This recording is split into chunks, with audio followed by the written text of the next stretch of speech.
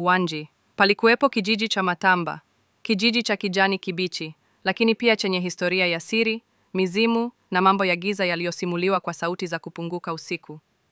Kijana mmoja aliyezaliwa humo, Lembwike, alikuwa na ndoto kubwa, kuwa tajiri kuliko wote walioishi pale. Hakuwa tayari kusubiri baraka kwa subira, alitaka njia ya mkato. Lembwike alikuwa na marafiki wawili wakuu.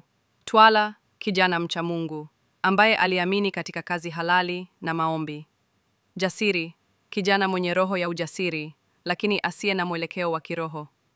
Siku moja walipokuwa wakijadiliana chini ya mti wa mkuyu, Jasiri alimweleza Lembwike juu ya mganga wa porini, aitwaye Mzee Kizee, aliyedaiwa kuwatengenezea watu utajiri wa haraka kwa masharti ya kutisha. Twala aliwaonya wasiende, akawaambia, mtu wa kweli hujua thamani ya kusubiri baraka ya Mungu. Lakini tamaa ya Lembwike ilimfanya amsikilize Jasiri. Usiku wa manane walienda kwa Mzee Kizee.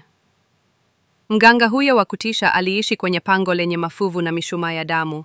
Akawapa masharti, kila mmoja atoe damu ya mtu wa familia kama tambiko. Lembwike, kwa tamaa ya pesa, alikubali.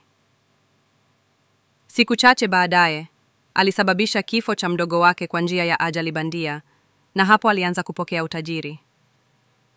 Ndani ya miezi mitatu, Lembwike alikuwa na maduka, magari na nyumba mjini Njombe.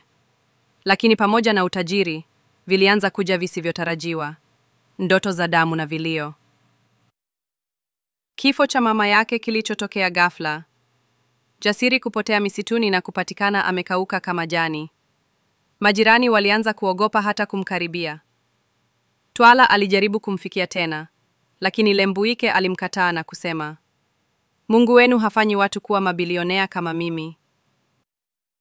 Siku moja akiwa kwenye nyumba yake kubwa mjini, Lembwike alipata kiharusi cha ghafla. Hakufa, lakini alipoteza uwezo wa kuzungumza.